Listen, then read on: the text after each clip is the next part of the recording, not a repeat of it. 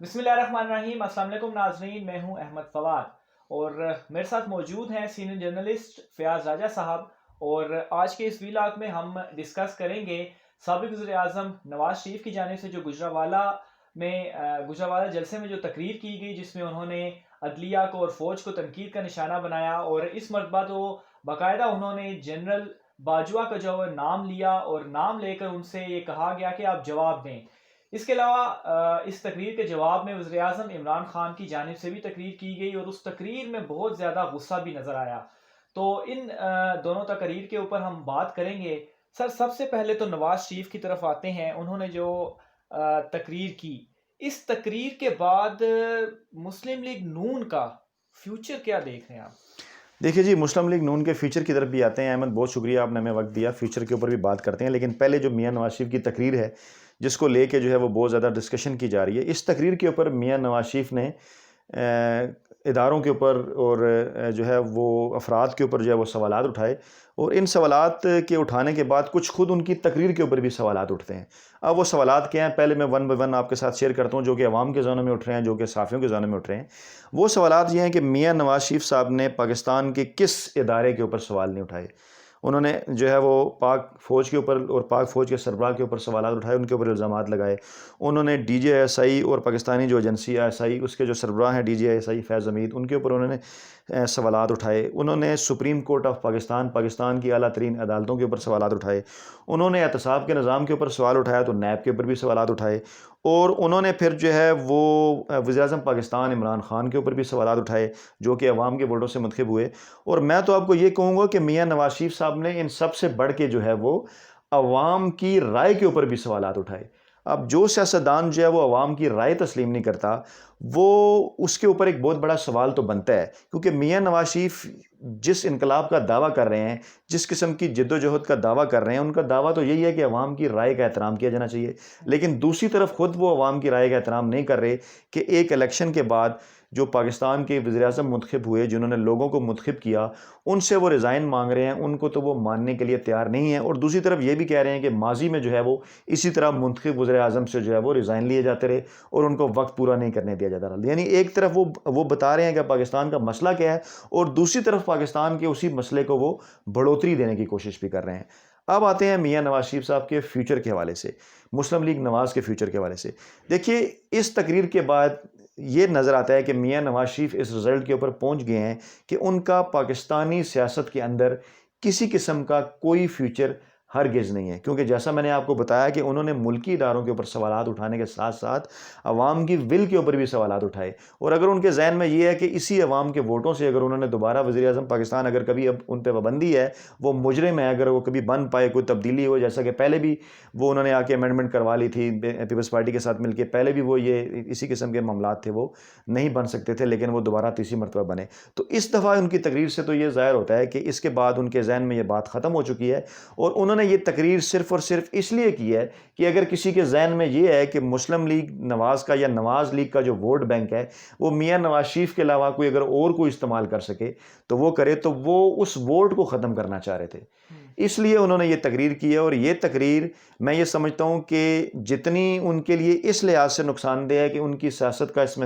ان کی جو سیاست ہے وہ ختم ہو جائے گی، دوسری طرف انہوں نے ان کے بھائی کے حوالے سے جو سیاست ہے مستقبل کی ہے، جو مریم نواز کے حوالے سے سیاست ہے، یا اس وقت اے پی ڈی ایم جو مطالبات سامنے رکھنے جا رہی ہے، میں یہ سمجھتا ہوں کہ انہوں نے اس کے اوپر بھی جو ہے وہ خود کش حملہ کر دیا، کیونکہ اس کے بعد میں یہ نہیں سمجھتا مختلف قسم کی سائنسی وجوہات کو، ٹیکنیکل ریزنز کو سامنے رکھ کے کہ میاں صاحب پاکستان کے اندر کسی قسم کی کوئی سیاست کرنے کے موڈ میں ہیں، کیونکہ سیاست کی جاتی ہے انتخابات کے ذریعے، سیاست کیے جاتے ہیں الیکشنز کے ذریعے، سیاست کی جاتی ہے عوام کے ذریعے، سیاست الیکشن کمیشن کے ذریعے۔ ان تمام تر اداروں کے اوپر تو میاں صاحب اعتراضات اٹھا چکے ہیں، تو پھر اب ان کی سیاست کس ادارے کے ذریعے ہوگی؟ ٹھیک۔ اچھا، میاں نواز شریف صاحب نے انڈائریکٹلی دیکھا جائے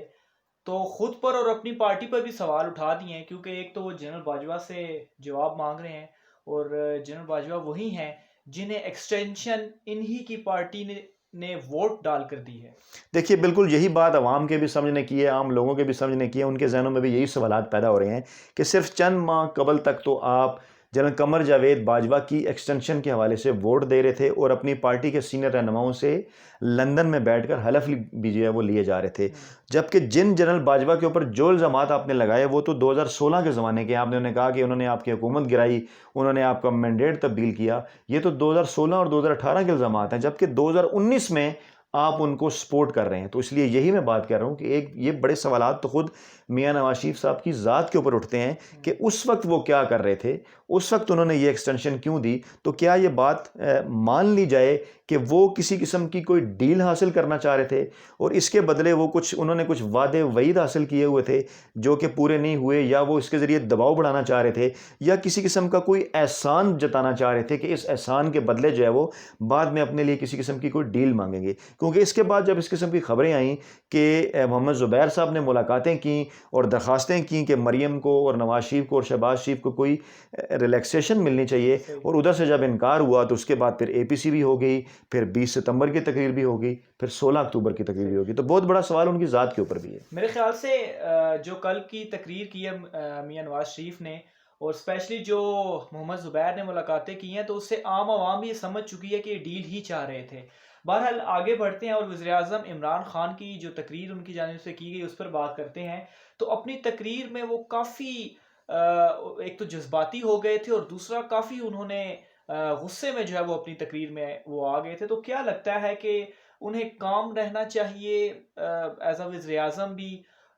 کام رہ کر چیزوں کو, جو خود ہی کہتے ہیں کہ کپتان اصل میں وہ ہے کہ جو پریشر میں آتا ہے اور پریشر میں آنے کے بعد جو ہے چیزوں کو ہینڈل کرتا ہے اور میچ جتواتا ہے. دیکھیے بالکل یہ کسی حد تک آپ کی آبزرویشن جو ہے وہ درست ہے کہ عمران خان نے جو آج تقریر کی, اس تقریر میں جو ہے وہ جذباتی بھی نظر آئے, اس تقریر کے اندر جو ہے وہ غصے میں بھی نظر آئے, اور انہوں نے باقاعدہ جو ہے وہ اپوزیشن کو یہ کہا کہ اب آپ کو بدلا ہوا عمران خان نظر آئے گا. لیکن جو میری جو لوگوں سے بات ہوئی ہے, جو میری جو انڈرسٹینڈنگ ہے کہ میاں نواز شریف کی اس تقریر کے بعد جس قسم کا جو غم و غصہ ہے وہ عام عوام کے اندر پایا جاتا ہے. اب یہ غم و غصہ صرف اس کو نظر آئے گا جو عام لوگوں سے ملتا جلتا ہے, جو کہ صرف ٹھنڈے اے سی کے کمروں میں بیٹھ کے ہمارے صافی دوست اور حضرات جو ٹویٹس کر دیتے ہیں, یا صرف کوئی بیانیہ ایک بھیج دیتے ہیں, یا اپنی طرف سے کوئی ایک موقف پیش کر دیتے ہیں, اور وہ ایک آئیڈیلزم کی بات کرتے ہیں, ایک ایسی بات کرتے ہیں جو کہ شاید دنیا میں کہیں بھی موجود نہیں. ان کو تو یہ بات نہیں پتا کہ عام آدمی یا عام لوگ اس کے متعلق کیا سوچ رہے ہیں. اگر عام آدمی کو مہنگائی بھی مسئلہ ہے تو عام آدمی کا یہ بھی مسئلہ ہے کہ اس ملک کے 3 دفعہ سابق وزیر اعظم رہنے والا اس ملک کے اداروں کے حوالے سے کیا بات کر رہا ہے, اور پاکستان کے دشمن بھارت کو جو ہے وہ کیسے خوش کر رہا ہے. ان کی تقریر کو لے کے بھارتی میڈیا نے جو کچھ کیا, بھارتی میڈیا میں جس قسم کی رپورٹنگ ہوئی, جس قسم کے جو ہے وہ پروگرام ہوئے, اس کے بعد یقیناً پاکستانی عوام جو ہے وہ غصے میں تھی. اور عمران خان نے جو آج کی جو سپیچ کی وہ یقیناً اس کا ایک